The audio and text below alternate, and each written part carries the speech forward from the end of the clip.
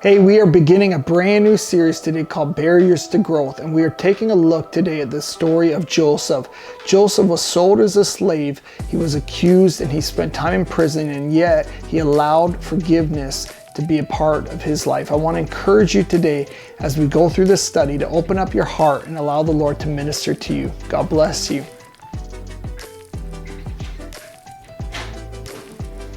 But we want to talk about barriers to growth because there's certain things in our walk with the Lord that come up and kind of can stumble us or get in the way.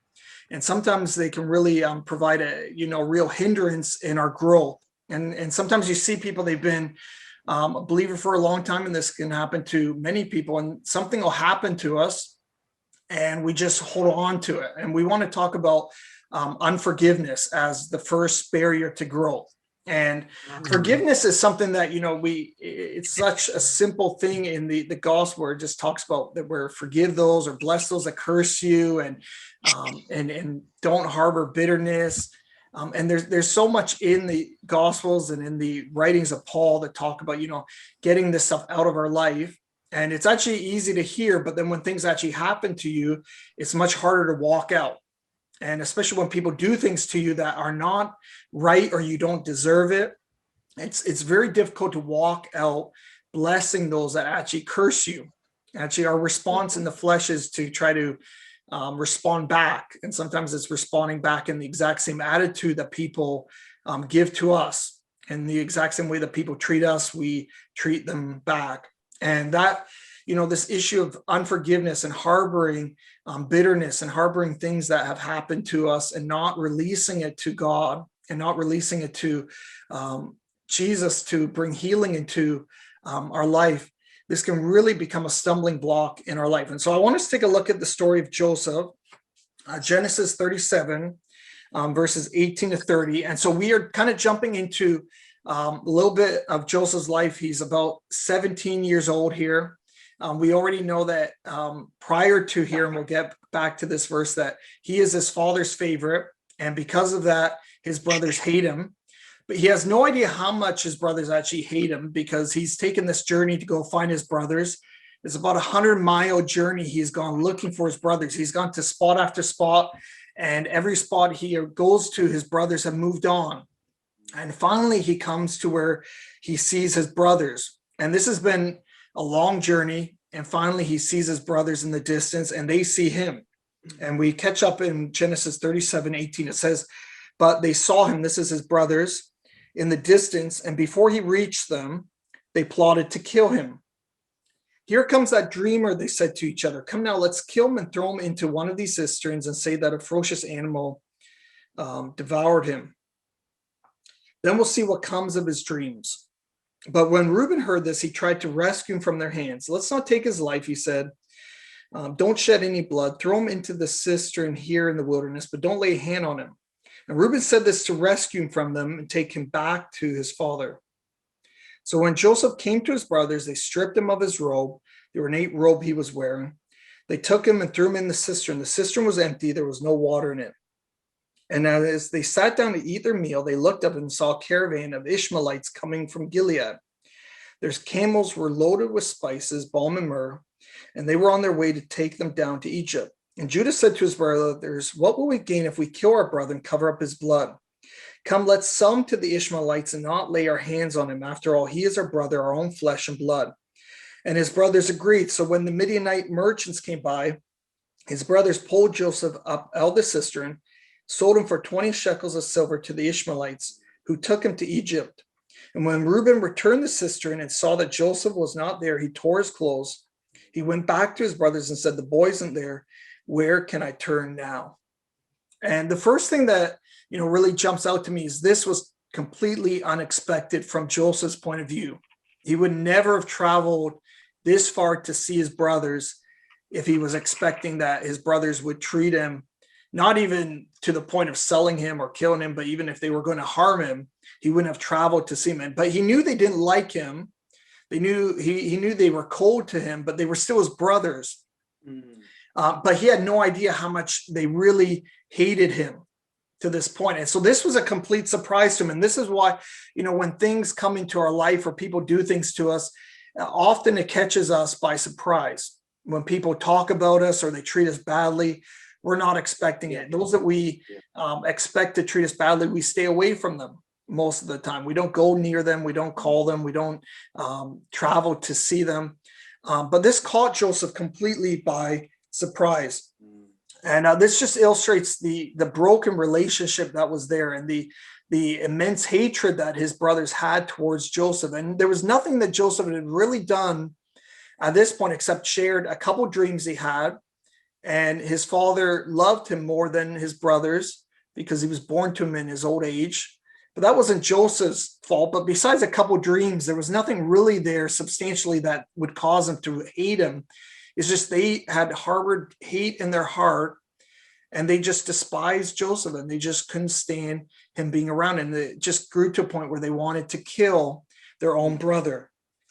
And so we see here some of the issues that Joseph, some of the trauma that Joseph faced in his life. The one is that his brothers hated him. It said that in Genesis 37, verse 4, it says, when his brothers saw that their father loved him more than any of them, they hated him and could not speak a kind word to him. I don't know if you've ever had someone speak something unkind to you. Some things we just forget about. People say something unkind to us and forget, but sometimes they really do stick with us. They really do sting. Yeah. And even years later, we're still remembering what that person said to us. They whatever harm they meant by what they said to us, we still remember it, and it still comes to us. And sometimes it comes up at the oddest times where you could be thinking nothing about it all, and all of a sudden that memory resurfaces. And it says here that Joseph's brothers could not speak a kind word to him. They couldn't say anything nice to him. They couldn't even come up with something that they could say kind to him at all. They just couldn't speak a kind word to him at all. And that is quite damaging. If you think about that relationship, and this is your brothers here, these are the people that are supposed to support you or supposed to be kind to you, and they can't even say a nice word to you. It's very damaging. And I think internally, how Joseph must have taken that, or how he must have felt, is because he was quite isolated, where he was rejected by his brothers, where they were all together, hanging out together, and he was on the outside looking in. He was just completely wanting to be with his brothers. And I think that's why he traveled to go see his brothers, is he wanted to be with them. He wanted to be accepted by them, but he was completely rejected by them. And some of us know that feeling of trying to be on the inside with people, or we want to be friends with someone and we can't understand why they don't accept us or why they don't like us, and we are just on the outside. And that's how Joseph felt, is always trying to constantly get on the inside and try to be with his brothers, and yet nothing he did would work. They hated him. And so his brothers just hated him was one of the things that happened to him. The thing that when people say unkind words to you, that really sting with you, it's amazing. You can have a lot of good things that happen in your life, and yet those unkind words will stick with you even throughout all the good things that happen with you. Some people would say, well, you'll never be successful, and then you can be successful, and yet those kind words still stay with you. And I remember watching this documentary of one of the guys from Shark Tank. Now, Shark Tank's a show where these multimillionaires are on the show, and people come and present their projects or present their ideas to these sharks, and they decide if they're going to fund them or not. And they're all very wealthy people, hundreds of millions of dollars, and they are in control in the show, and they're in control in their life. I remember watching a documentary on one of these sharks, and he's one of the meanest guys on there. And he took people, the videos, he was taking them back to his hometown here in Canada. And he took them to where his first job was. And as he was telling about his first job, he worked in an ice cream shop. And he said, and I remember my boss telling me, oh, you have to clean and scrub the floor. You have to get down on your knees and scrub the floor. And as he was telling the story, he started to cry. And I thought, here's a guy, multimillionaire, hundreds of millions of dollars, still remembering the story. This is now 40 years ago. He said in this video, I could buy this entire mall if I wanted to now. It would be no problem for me to buy the entire mall. And yet those words that first boss still stung with him, and kind of shaped maybe who he's become a little bit in this hard character that he's become. But it really stuck out to me that you can have a lot of good things that happen in your life, It doesn't cover over the bad. It doesn't cover over these negative effects of words that people speak over your life. The other thing that happened, Joseph, is that he was sold as a slave, and this has affected his identity. He no longer was a son, he was a slave. And people didn't look at him the same way. He was no longer the favorite son with the robe. He was stripped of the robe and really stripped of his identity. And he was sold, to first to the Midianites and then to Potiphar, and then just completely under someone else's control. His identity was completely shaped there. It says that they took him to Egypt in verses 28, that his brothers sold him for 20 shekels. And then obviously he was sold again in Egypt for a higher price, but he was no longer a slave. He was no longer a son. He was now a slave, and his identity of who he was completely disappeared. And that's sometimes, when things happen to us and trauma happens to us or things have happened to us, it can shape our identity. It can shape how we see ourselves and how other people view us. And primarily, how we view ourselves. We can be looking in the mirror and see something completely different than what other people see when they look at us. They could see someone that's confident, someone that's strong, someone that has it all together. And yet internally, because of what has happened to us, our identity is kind of shaken. And if we harbor things in our heart, the enemy wants to use that to really to shake us and to really shape us into what he wants us to be, and not really recognize who God has made us to be. And Joseph, God's favor and God's promise was still remained with Joseph throughout all those trials, throughout all that trauma. God's promise never disappeared from Joseph's life. But these things were coming to Joseph to try to affect his identity. The next thing that happened to Joseph was that he was falsely accused, and he was accused of rape, something that he had ran away from, that he completely tried to get away from this woman that was chasing after him. Genesis 39 verse 11 says that one day he went in the house to attend to his duties, and none of the household servants was inside. And she caught him by his cloak, that's Potiphar's wife, and said, "Come to bed with me." But he left his cloak in her hand and ran out of the house. Verse 16 says she kept his cloak beside her until his master came home. Then she told him this story: "That Hebrew slave you brought us came to make sport of me. But as soon as I screamed for help, he left his cloak beside me and ran out of the house." And when his master heard the story, his wife told him, saying, "This is how your slave treated me." He burned with anger. Joseph's master took and put him in prison, the place where the king's prisoners were confined. And this is, this accusation would have followed Joseph into the prison. People wouldn't know why he was in prison. And this type of accusation, it wouldn't have mattered what Joseph said, it's not true, or this didn't happen. That accusation would have hung over Joseph's life, and he would have always been kind of battling this in that prison, battling in thought, like, could I have done something different? Should I have, what could I have done differently that would have, made it better? These thoughts would have kept replaying over and over in his mind. And false accusation is like that. When you've been accused of something falsely, it kind of stays with you. And the fourth thing that I saw that happened to Joseph was he was forgotten in prison. And he had helped the chief cupbearer to Pharaoh by telling the dream. And all he asked is, when you get out of prison, remember me. And it says in Genesis 40:23, the chief cupbearer, however, did not remember Joseph. He forgot him, completely forgot him. And these are, things that happened to Joseph. Some of them may have happened to us, but no one knows really the pain and the things that we've gone through except yourself. Even if people hear the details of what people have done to you or what's happened to you, no one knows the true extent of the pain or the damage except yourself in your own heart. And you carry around those thoughts, you carry around those feelings. Even if no one else sees it, you can be in a church meeting, have those feelings come back. And so unforgiveness is one of these keys to doing away with the negative effects of the past. And when we learn to forgive and when we learn to release these things to the Lord, is that we are really breaking the chain of the past. And I really see these memories and these effects of these traumas and these things that happen to us, or these words that people speak over our life, is really a heavy weight that can't be moved. And when we have unforgiveness in our life, it's like a chain that's kind of attached to us. And I kind of see when we forgive, we're breaking that chain, and we're saying we're no longer going to be chained to the past. We're no longer going to allow these things that happen to us to affect us. And so unforgiveness, some of the signs that we could have unforgiveness is you rehearse the past over and over in your mind. Things are rehearsing over and over again, things that have been done to you, said to you. It can actually make you physically sick.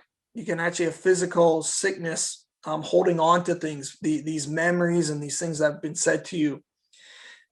You can become critical or sarcastic. Sometimes you become sarcastic or critical towards other people, not necessarily towards those that did against you, but just things that remind you of it. You can become critical, or you can have anger.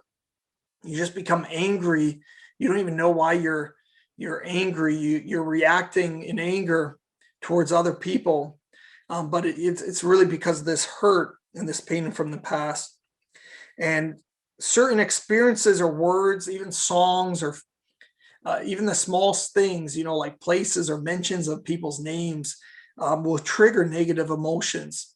So if you have a city or something that just is related to that, will trigger those negative emotions.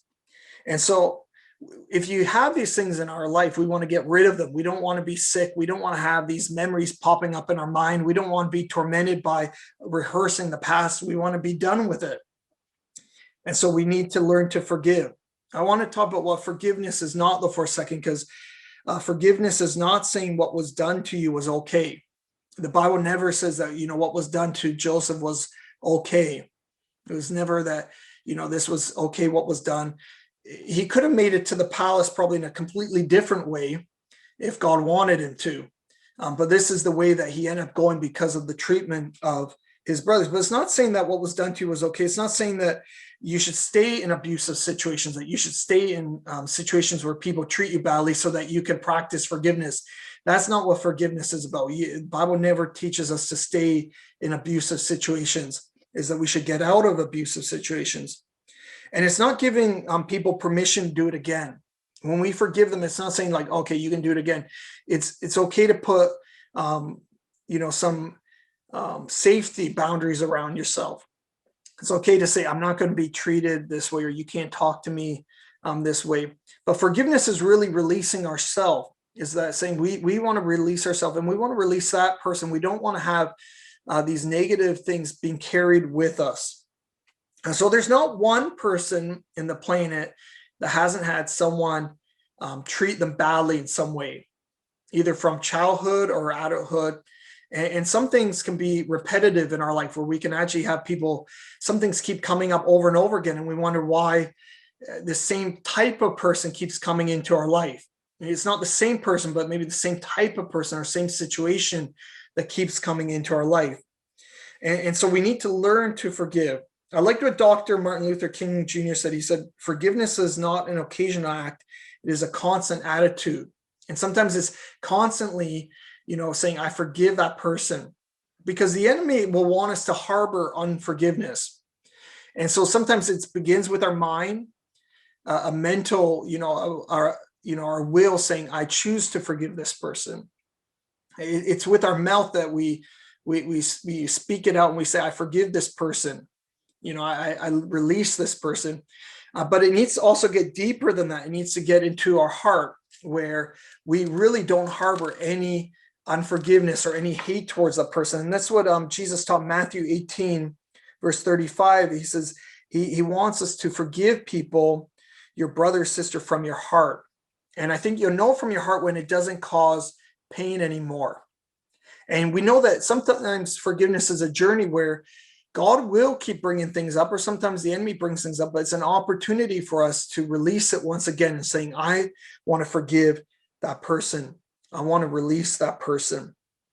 And so forgiving people sometimes is tremendously hard to do, because we want them to pay for what they've done to us. We want some sort of consequence to come into their life for how they've treated us. And so part of it is releasing that judgment over to God and saying, God, you are the judge, and really giving it over to God. Romans 12:19 says this, do not take revenge, my friends, but leave room for God's wrath. For it is written, it is mine to avenge. I will repay, says the Lord. And so we really choose to say, you know what, I'm not going to hold on to it. I'm going to give it over to the Lord. And so how do we do this? How do we forgive? And the first thing I think is we need to release the past. And how do we release the past when people have done things to us? One of the things that Sonia and I found very helpful when someone really, I felt really hurt us in the church. I felt they were belittling us and just kind of making these passive aggressive comments towards us. And we really just really didn't like what was being done to us. And we felt the Lord saying, you need to forgive the person. And this was hard for us because even though we had said it, we forgive this person, things would keep coming up. And we felt like one of the keys to releasing the past was when God asked us to write down everything the person had done towards us. And so we got out one piece of paper, and I really didn't want to do it, but Sonia said to do it, so I did it. And so we started writing it down. And as we started writing down, to my surprise, we filled up the whole piece of paper. We flipped it over. And to my surprise, we filled out another whole piece of paper. And then we got another piece of paper out. And it's amazing the layers and layers of things that can come into your life. Sometimes it's not even the initial thing the person did to you, but it's the effects of what they did to you, how you felt afterwards, and some of the consequences of how other people look towards you when people falsely accused you. Someone can say something towards you, but it's not just what they said towards you, now how other people look at you because of how that false accusation. And so there's layers and layers upon things. And we found out that we had around 3 pages. And what we felt the Lord do is ask us, to go through one by one and forgive the person for each one. And as we did that, as we, verbally said that, we felt God lifting these things out of our heart, where we could really forgive the person. And we said their name out loud, and we just said, we forgive that person for what they did to us, what they said about us. And I found that incredibly freeing, that when we did that, and then we took that piece of paper and we ripped it up, and we just said, we're done with it. And we're not going to bring it up. We don't want it brought up. And we were free from that situation.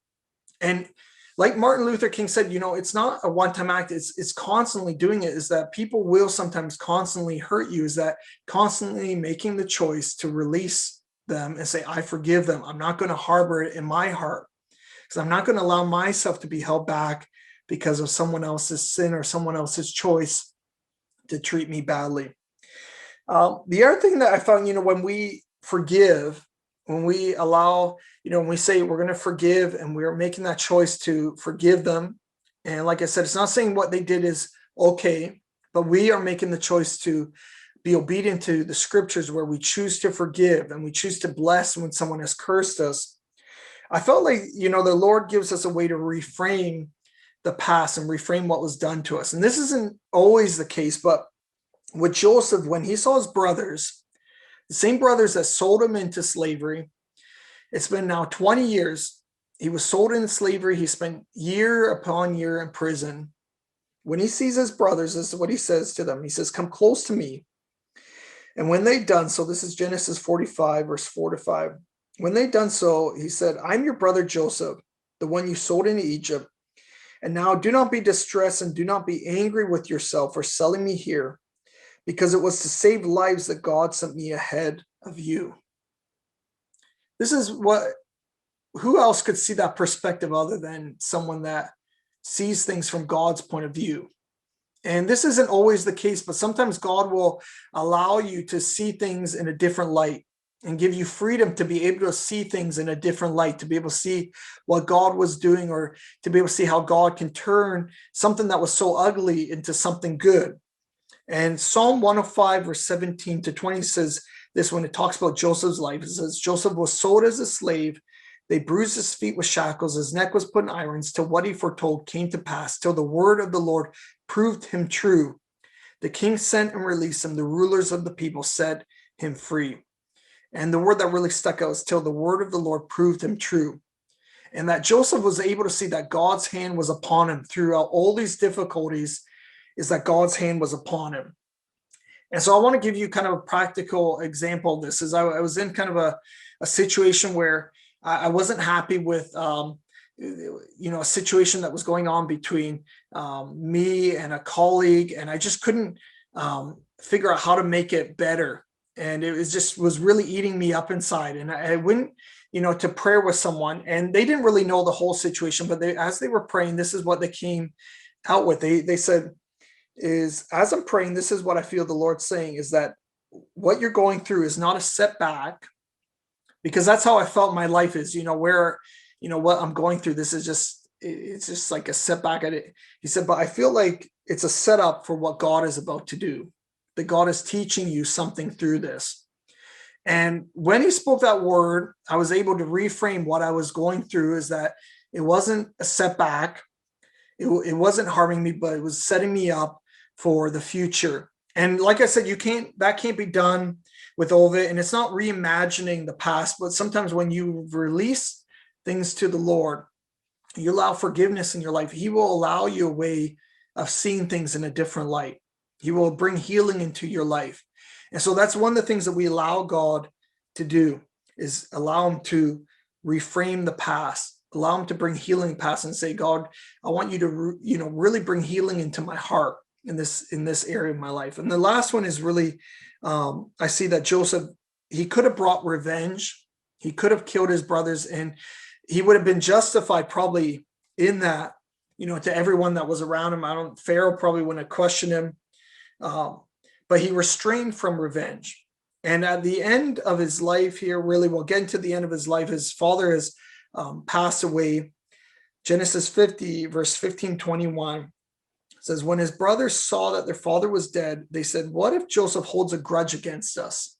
That was their fear. Even though they saw Joseph treating them nicely, that was their fear that was in their hearts. What if Joseph holds a grudge? What if he was only treating us nicely because of our father? And that was going through his brother's mind. And he says, what if he pays us back for all the wrongs we did to him? So they sent word to Joseph saying, your father left these instructions before he died. This is what you're to say to Joseph. I ask you to forgive your brothers the sins and the wrongs they committed in treating you so badly. Now, please forgive the sins of the servants of the God of your father. And when their message came to him, Joseph wept. And he wept because his brothers still could not, comprehend that he had forgiven them. He couldn't. And this was just, once again, like, hurt Joseph's heart, that his brothers, even though he had forgiven them, that they hadn't forgiven themselves, or couldn't believe that Joseph's heart had been changed. But this is what Joseph said to them, verse 19. But Joseph said to them, don't be afraid. Am I in the place of God? You intended to harm me, but God intended it for good, to accomplish what is now being done, the saving of many people. So then don't be afraid. I'll provide for you and your children. And he assured them and spoke kindly to them. And this is something that only the grace of God can do in your life. When someone has treated you so badly, that you can extend kindness to them. One of the incredible stories, books, Tortured for Christ, that I read, one of the incredible stories was this story where this pastor was asked to go pray for this man. And so he went and agreed to go pray for the man. And when he went and prayed for the man, years prior, this pastor had been put in jail. And he had been put in jail, and one officer in particular would torture him. He would, put feces on his bread ration, and he would just abuse him just so horribly, this pastor, when he was in jail. And when he went to pray for this man, when he went and saw this man laying in on the bed, just in horrible shape, he recognized him, that this was the officer that used to torture him. And God had done a work in his heart, and he was being asked to pray for healing for this man that used to torture him. And this is the work of grace in someone's life, where this pastor did pray for him and prayed for healing for him. And from the outside, it's just impossible to believe, how can you change our heart? And how can you change someone's heart where someone would torture you, to the point trying to kill you, where you go and you pray for healing for this person? And this is really the work of grace. This is the work of God in our life that really allows us to see people in a different light. And where we see here Joseph, where he can speak kindly to someone and he can speak nicely to someone. This is when we know forgiveness has really worked in our heart, when we've gotten it down to our heart, where we can see people the way that Christ sees them. And this is where we want to get to, where we don't have this barrier, where we haven't just said it with our voices that we forgive the person, where it gets down to our heart. And so sometimes it's a journey. Sometimes it doesn't happen in a moment. Sometimes it happens over a season. But that season is where we're constantly pursuing the heart of God, saying, God, I want to get to where my heart is pure, where I'm not harboring any unforgiveness in my heart. And this is not easy to do. I would say for some of us have faced tremendous hardship, faced tremendous trauma. I think Joseph's life can be an example for us to say, wait, if Joseph can get to that point, if he can get to that point where he could speak kindly to his brothers, then nothing is impossible. God, you could do something in my heart. And you may never see the people again that hurt you. You may never come across them again, but in your heart, you can be free from the pain and the trauma. Hey, thank you so much for joining us today. I pray that today's talk ministered to you and also encourage you to step into forgiving those that have hurt you. If you need more help in this, I want to encourage you to go to the Word of God and allow Him to minister to your heart and bring healing to you. If you'd like to get involved with what's happening at C365, you can head on over to our website, church365.ca. If you'd like to see more videos in this series, you can hop onto our YouTube channel and subscribe. God bless you.